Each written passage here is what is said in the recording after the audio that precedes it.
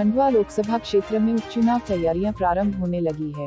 क्षेत्र में नेताओं के दौरे मतदाताओं की तरफ बढ़ने लगे हैं, तो वही भाजपा की जिला कार्यकारिणी घोषित होते ही इस्तीफे का दौर एवं विवाद बढ़ने लगे हैं, जो चर्चा का विषय बना है। लोकसभा क्षेत्र के सांसद स्वर्गीय नंद कुमार सिंह चौहान के अचानक निधन होने के बाद क्षेत्र में कार्यकर्ताओं मायूसी छाई हुई है। उपचुनाव को लेकर पार्टी की अंदरूनी तैयारियां प्रारंभ हो गई है।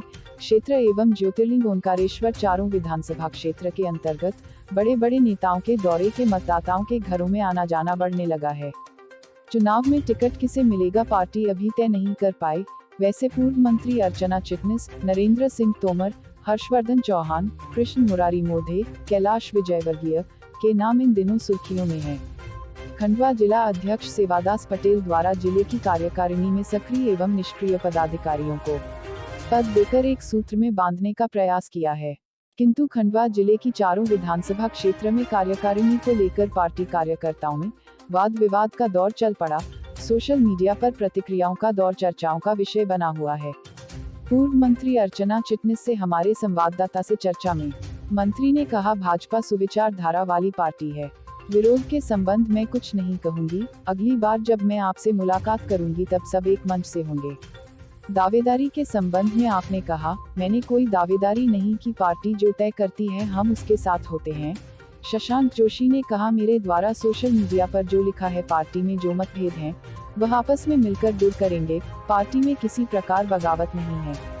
ओंकारेश्वर से ललित दुबे की रिपोर्ट। भारतीय जनता पार्टी एक बड़े संगठन के रूप में स्थापित हो रहा है। कार्यकर्ताओं की संख्या लगातार बढ़ रही है। इसमें कहीं न कहीं कार्यकर्ताओं को अपेक्षा होती है कि हमको संगठन के अंदर दायित्व दिए जाए। इसको लेके कहीं न कहीं मन में कार्यकर्ताओं के अंदर मतलब मतभेद हो सकते हैं, लेकिन मनभेद नहीं होते। संगठन के कार्य में सब लोग लगे रहेंगे। वर्तमान में जो कार्यकारिणी जिलाध्यक्ष द्वारा घोषित की गई है, उससे आप कितने संतुष्ट हैं? और आपके द्वारा सोशल मीडिया पे पोस्ट डाली गई है कि आप इस्तीफा देंगे, जिला मुख्यालय में प्रेस वार्ता रहेंगे, ऐसा क्या कारण हुआ? देखिए, मैं आपको अभी इसके पहले जो था उससे मिलता जुलता ही जवाब है कि भारतीय जनता पार्टी में कार्यकर्ताओं की संख्या बढ़ी है और लोग अभी भी जुड़ रहे हैं कि भारतीय जनता पार्टी प्रखर राष्ट्रवादी संगठन है।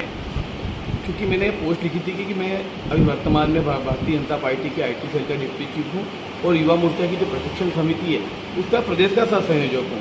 क्योंकि भारतीय जनता पार्टी ने अभी जो जिला अध्यक्ष जी ने जो घोषणा की है, उस घोषणा के अंदर मैं जिला कार्यकारिणी में लिया था।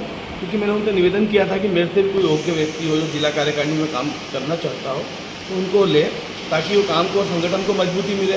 क्योंकि मुझे संगठन के बाहर के काम मिलेंगे, मैं बाहर ज़्यादा ध्यान दूंगा और जिले की कार्यकारिणी में जिले में ध्यान देंगे। भी उनको फिर भी आवश्यकता पड़ती है कि आपको जिले की बैठक में आना है, तो मुझे जिले के जो विशेष आमंत्रित सदस्य उसके रूप में बुला सकते हैं। लोकसभा चुनाव में कितने दावेदार मैदान में हो सकते हैं?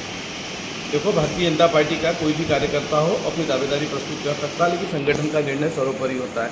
और भारतीय जनता पार्टी का संगठन जिसको अपना दूल्हा बनाएगा, हम उसके आगे नाचेंगे, उनके लिए काम करेंगे, भारतीय जनता पार्टी को विजय दिलाएंगे। क्या कारण है कि लोकसभा चुनाव सिर पे आते ही ओंकारेश्वर तीर्थ में भाजपा के बड़े बड़े दिग्गजों का आगमन हो रहा है? देखिए, बहुत दिनों से लॉकडाउन था। लॉकडाउन के कारण मंदिर के पट खुले हैं। मंदिर के पट खुलने के कारण सब हिंदू आस्था से जुड़े हुए भारतीय जनता पार्टी के सभी वरिष्ठ नेता हैं।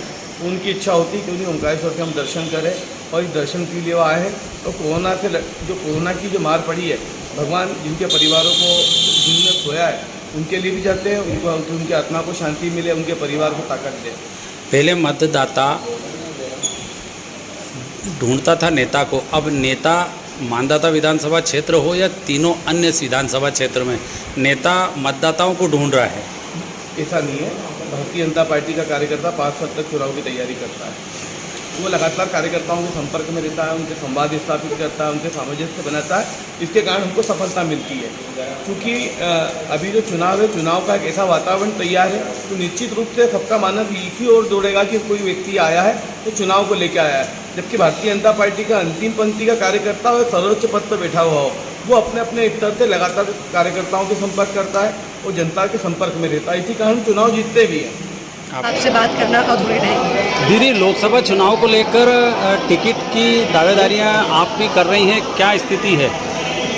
भारतीय जनता पार्टी में दावेदारी करने का कोई सिस्टम ही नहीं है। भारतीय जनता पार्टी का कार्यकर्ता अपने बारे में विचार नहीं करता।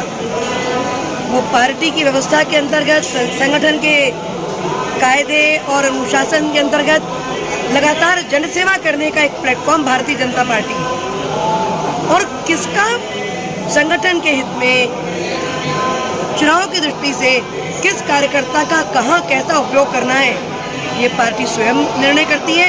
और जो पार्टी का निर्णय होता है वो हम सबके हम उसे शिरोधार्य करते हैं। और दावेदारी करने का सिस्टम जिस पार्टी में है, आप उनके कार्यकर्ताओं से पूछो। दीदी, दूसरा प्रश्न मेरा कि खंडवा कार्यकारिणी, जिला कार्यकारिणी घोषित होते ही चारों विधानसभा में इस्तीफे का दौर चालू हो गया है। इस बारे में आप क्या कहेंगे? इस बारे में मैं कुछ नहीं कहूँगी। और हमारी अपनी पार्टी का विषय है। हमारे कार्यकर्ता बहुत मैच्योर है। और मैं समझती हूँ कि मैं आपके पास अगली बार कभी मिलूंगी तब तक ये विषय